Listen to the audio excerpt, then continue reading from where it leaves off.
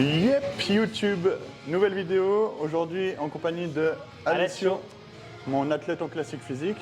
On se retrouve au No Limit Gym pour une session jambes, parce que c'est un classique physique, du coup je m'adapte à son programme et on va favoriser les jambes, parce que les classiques, il faut qu'ils montrent leurs jambes, t'as en plus des bonnes jambes.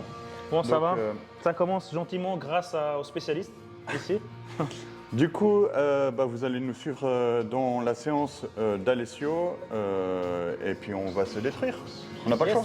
C'est parti, c'est Let's parti. go. The pro card, the FBB pro card for men's physique will be given to number 17.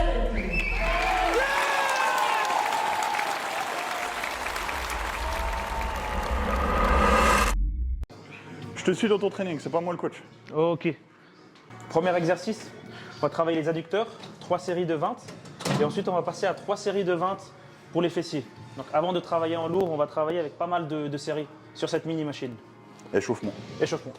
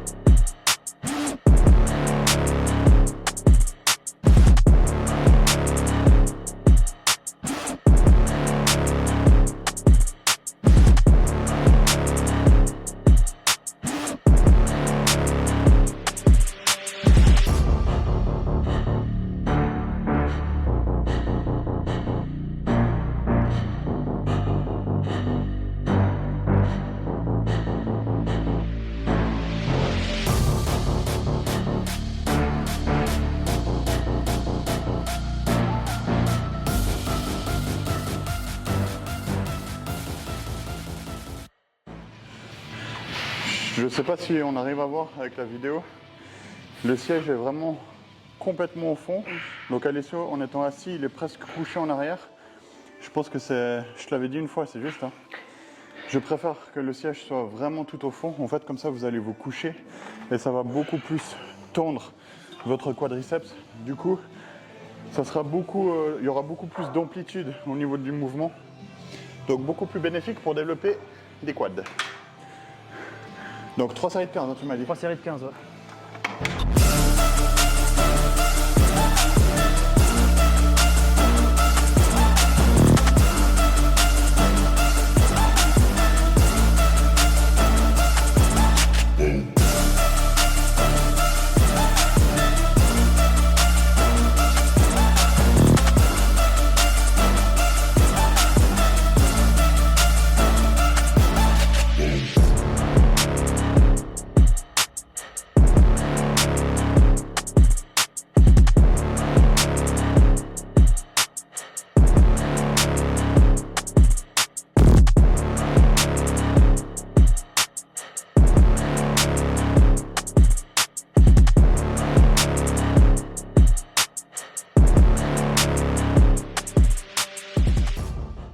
Je crois que tous les entraînements que je donne, je les ai au moins tous faits. Et à chaque fois que je les fais avec quelqu'un, je me dis putain cet entraînement de merde. Là, tu réalises, hein. Si t'as pas de courbature, c'est que tu t'es baladé. Je disais, après 3 séries, je pense qu'on peut rentrer à la maison. On a déjà fait les quads, hein, Kenny. Ouais putain. Là il y a une congestion, laisse tomber. Incroyable, incroyable, incroyable.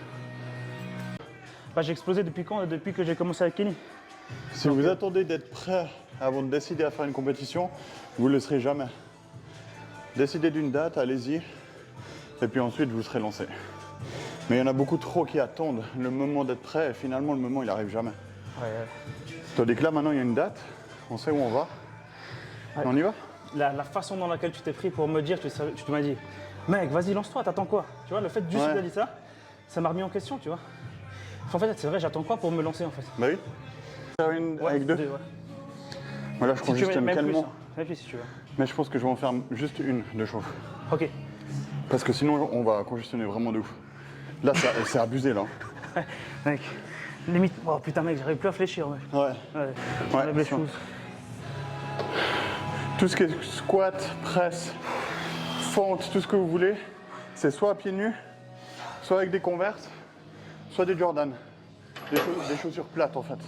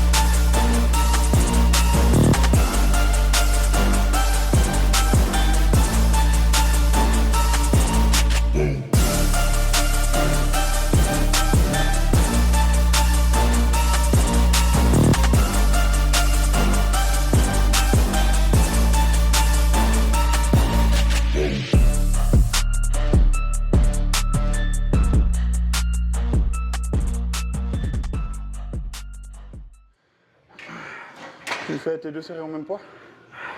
Ah ouais, à peu près, je pense. Combien tu mets? 3 plaques, je pense. Je vais mettre 3 plaques. T'as dit quoi? 3 plaques de vente? Ouais. Mec, On met plus alors, vas-y. non. Tu fais partie de la team Dumbledore, non? Vas-y. Tu veux combien? 4, 5? Non, mais sur la presse. Tu veux combien? Les plaques de vente, elles ne sont pas acceptées. Bâtard. Non. Allez, Qu'est-ce les que tout. 50. Oui. On a des plaques de 50, c'est pas pour rien. T'as 2 séries de quoi? 6-10? 6-10, ouais. On fait la première à une plaque de chaque. La deuxième, on met 2 plaques. Donc la première, t'es obligé de faire 10. Allez, quand même. Donc là, sur cet exercice, je sais pas si que vous voyez bien, mais on le fait d'une façon spéciale, c'est qu'on met uniquement la pointe de nos pieds sur la plaque. Donc les pieds tout en bas de la plaque, uniquement le bout de pied sur la plaque pour vraiment avoir une extension plus que complète sur chaque rep.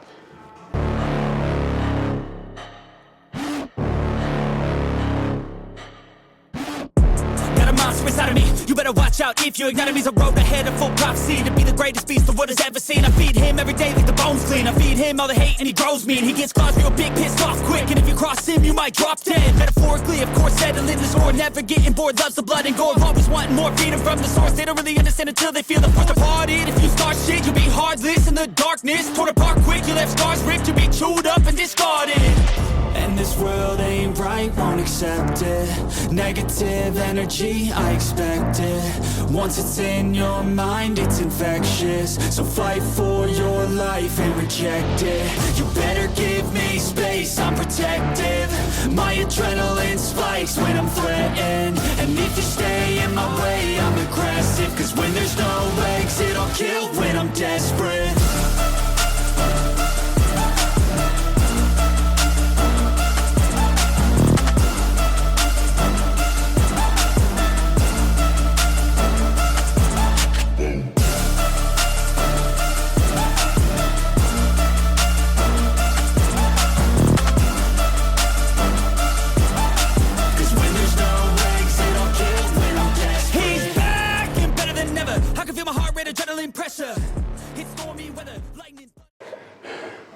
Là, on fait quelque chose de vraiment très important pour l'hypertrophie.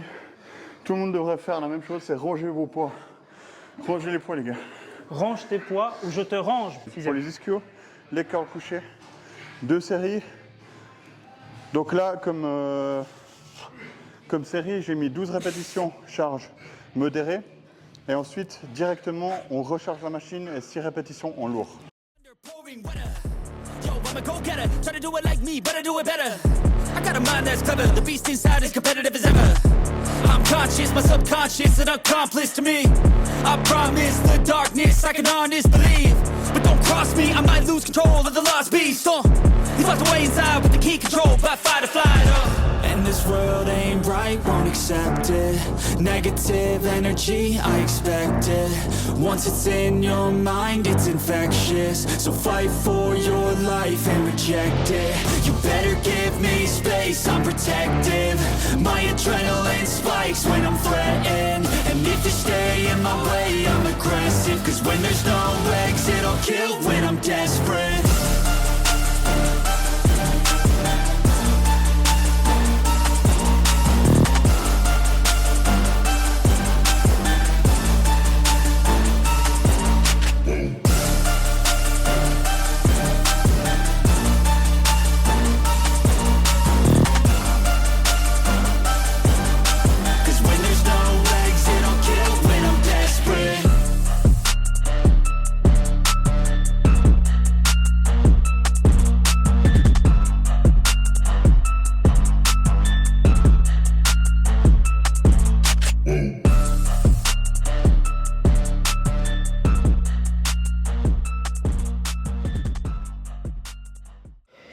là, pareil. Comme tous les exercices, vous montez jusqu'à la contraction et vous étirez complètement le muscle. Il n'y a pas de demi-mouvement, demi-rep. Sinon, vous allez avoir un demi-physique. Ça va pas. Et il y en a plein des demi-physiques. Hein. Quand tu arriveras aux 2 dernières semaines, là, au moment où on parle, tu te réjouis d'être aux 2 dernières semaines. Mais là, je vois. Et quand tu seras à ce moment-là en train de souffrir et en train de vouloir tout envoyer chier, tu te rappelleras de ce moment-là. Ouais. Comme quoi, à ce moment-là, tu te réjouis d'être les 2 dernières semaines. Quand tu y seras, tu penseras différemment. Toi, tu sais déjà que moi, vers la fin, je vais vouloir abandonner tout le monde. Ouais. Il y a personne que je connais qui vit bien les derniers moments. Et si tu le vis bien, c'est que ta prépa, c'était de la merde. Donc là, on fait 3 séries. On vient de faire la première de 10 répétitions. On fait gamme montante, donc on augmente le poids à chaque fois. Donc 3 séries 10, ensuite 8 et ensuite 6. Donc là, on a fait notre première à 10, maintenant deuxième à 8.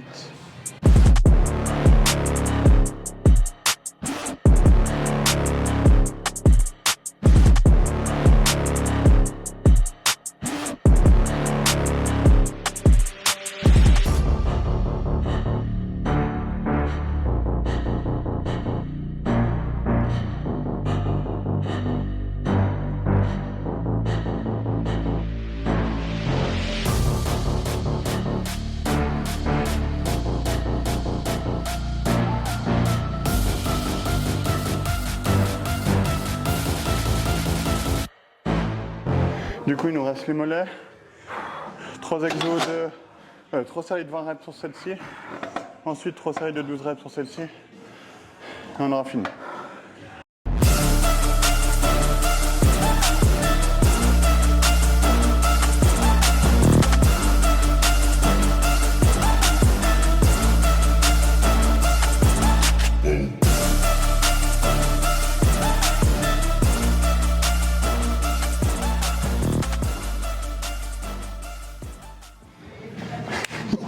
Putain d'entraînement. Merci pour cet entraînement. Merci à toi, mec. Du coup, présentation de mon athlète Alessio, classique physique. Merci pour cet entraînement. Petite question pour toi. Ouais. Si tu peux te présenter d'où tu viens, Ouais. comment tu es rentré dans le sport Ouais. et comment t'en es venu à vouloir faire de la compétition puis à en être là où tu es aujourd'hui. Dans le body. Ok, moi, ça fait depuis 12 ans, j'ai commencé avec le foot. Un peu comme tous les gamins de. T'as quel âge en fait? Je quartier. t'ai pas demandé. 24. 24 ans, un bébé. Un bébé. On est 2 bébés à la maison parce qu'il y a mon enfant aussi. Donc j'ai commencé, je pense, à 11 ans le foot, jusqu'à 13 ans. Après, j'ai commencé par faire la boxe. Grosse carrière, 2 ans. Immense carrière. Après, j'ai fait de la boxe. J'ai fait 2 ans, j'ai pris ma licence aussi. Ok. Donc la boxe anglaise. Et en même temps, je faisais la muscu. Donc j'ai commencé la muscu, je pense, autour des 14 ans et demi, 15 ans. Ouais. Mais c'était pas sérieux, tu vois. C'est vraiment. T'avais quoi, une salle là où tu faisais la boxe? Ouais, exact. Ok. Donc il n'y a pas des gros poids, mais c'est des mouvements fonctionnels, un peu pompe, traction. Il y avait juste, je crois, 1 ou 2 machines, tu vois. Après 16 ans, il y a un ami à moi qui me présente pour l'haltérophilie. Ok. Tu vois. Donc j'essaye, j'ai vachement aimé. Et de 16 ans à 19 ans, j'ai foncé dans l'haltérophilie. Je voulais vraiment réussir là-dedans. Et le truc, c'est que je me blessais souvent. C'est quoi qui t'attirait là? Dans l'haltéro. Du coup, tu étais sorti un peu du fitness et la construction physique pour aller plus dans de la force. Ouais, c'est ça. Pourquoi? La mentalité peut-être. De l'ambiance? C'était vraiment l'ambiance, un peu compétition, tu vois. Ok. Chacun dans notre bulle, il y avait des compétitions, je me sentais un peu plus challengé que dans la Donc là, musculation. en gros, de 16 ans à 19 ans, tu n'avais pas d'objectif physique. Non, C'était plus dans purement ta de la tête, tu voulais devenir performance, en force, plus C'est ça. fort. Quoi. Après, je ne m'aimais pas physiquement et je faisais la musculation 1 fois par semaine et mon coach me disait fais pas trop les pecs parce que pour l'arracher, j'aurais pas de mobilité, tu vois. Ok, Et j'ai un peu une asymétrie dans le sens où j'avais des bonnes épaules, des bonnes jambes, mais je faisais presque jamais les pecs. ok. Je me suis lancé à 19 ans et demi, je me suis fait critiquer par tout le monde, mec. Tout le monde me disait pourquoi tu fais la muscu, c'est pour les meufs, c'est de la gonflette, blablabla. Donc à 19 ans, tu arrêtes l'haltérophilie? Ouais, 19 ans et demi, j'arrête l'haltérophilie. À fond dans la muscu. Mais pourquoi? Pour avoir le meilleur corps possible. Et le déclic, c'était quoi? Quand il y a un ancien coach, un ancien bodybuilder qui m'a repéré, Ok. il m'a dit que j'avais un bon potentiel pour monter sur scène. J'avais la taille fine et une bonne musculature en fait. Il me voyait sur scène et puis c'est lui qui m'a lancé, qui m'a donné cette vision un peu. Ok, Donc c'est grâce à lui et en même temps c'est lui qui m'a ruiné entre guillemets parce qu'il s'est foutu de ma gueule. ouais, Dans le sens il m'a fait monter jusqu'à 92 kilos mais gras. ok. Et à la fin il me disait mais non mais ça sert à rien les compétitions, les compètes c'est juste pour un pot de prod. Le même qui m'a stimulé c'est le même qui m'a découragé. Tu vois. Ok. Donc moi j'ai donné toute ma confiance jusqu'à 22 ans. Tu vois, pour finir vraiment, je m'entraînais 3 fois par semaine, mec, avec lui. Ouais. cheat day chaque dimanche, tu vois. Et j'ai continué, j'ai pris quelques préparateurs au niveau européen, tu vois. Et je me suis inscrit ici, et c'est là où on s'est rencontrés. Comment tu t'es inscrit là d'ailleurs? Comment t'as entendu parler de la salle? C'est une bonne question, hein. Parce Sur que Internet, je crois, sur t'habitais Internet. par là et t'as cherché sur Internet. En fait, je me suis d'abord inscrit à la salle, et 1 an après, comme par hasard, j'ai pris mon appartement à côté, Ouais, ok. tu vois. Mais c'était sur Insta. Ok. En fait, j'aimais bien cette mentalité de bodybuilding, tu vois. Ouais. Le fait qu'il y a des compétiteurs, je me suis dit, pour être le meilleur, mec, je vais m'inscrire où il y a les meilleurs. Ouais. Ça s'est fait un peu naturellement. Ok. Et c'est comme si je croyais tout le temps en moi, même si tout le monde était contre moi, même mon préparateur, tu vois. Et je pense que ça va payer et c'est en train de payer, tu vois.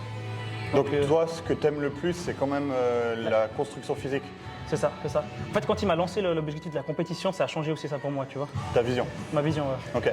Donc maintenant, on est fin novembre 2023. Ouais, Compétition prévue pour le 7 avril. ouais, Régional suisse. ouais. Là, t'es le plus lourd que t'as jamais été. Ouais. T'as des pecs. J'ai des pecs, ça va. Physiquement, t'es magnifique. Ok, c'est gentil. Alessio est en fin de masse. Il te reste quoi? Il te reste 4-5 semaines avant qu'on termine la masse et 4 qu'on semaines. démarre en prépa. Donc niveau physique, il n'est pas du tout propre. Enfin, il est propre pour une fin de masse, mais il n'est pas propre compétition. Par contre, de mon point de vue, je le trouve vraiment très très beau. Et je trouve qu'il a vraiment un physique et un style classique physique. Et d'ailleurs, on n'en a pas parlé, mais je vais te demander de faire 1 à 2 poses que tu aimes bien de face. Ok. Comme ça, on va filmer, on va voir à quoi tu ressembles maintenant en fin de masse. En mode grassouillet, mec. Voilà, parce qu'en gros, là, la vidéo que je fais, c'est un peu... je vais faire une vidéo avec les athlètes que j'ai au championnat suisse en avril. Du coup, c'est une vidéo qu'on fait maintenant en fin de masse. Ouais. Et on fera une vidéo par la suite, je pense, en fin de préparation. Ok. Où comme ça, on pourra voir la différence avec maintenant Ouais. et après. Et après. Et on pourra aussi parler au niveau de ta vision, Ouais. comme on a parlé avant, Ouais, ouais. à quel point ça a changé. Donc du coup, présentation de Alessio, vous avez pu le découvrir. Et maintenant, vous allez découvrir son physique.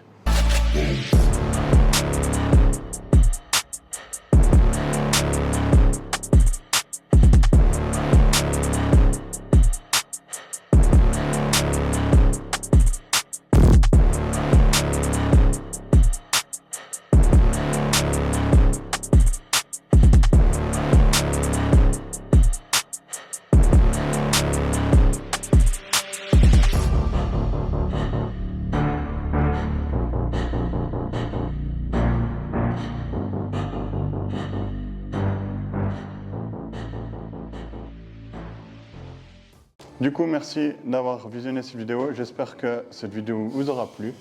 Présentation de Alessio en fin de masse.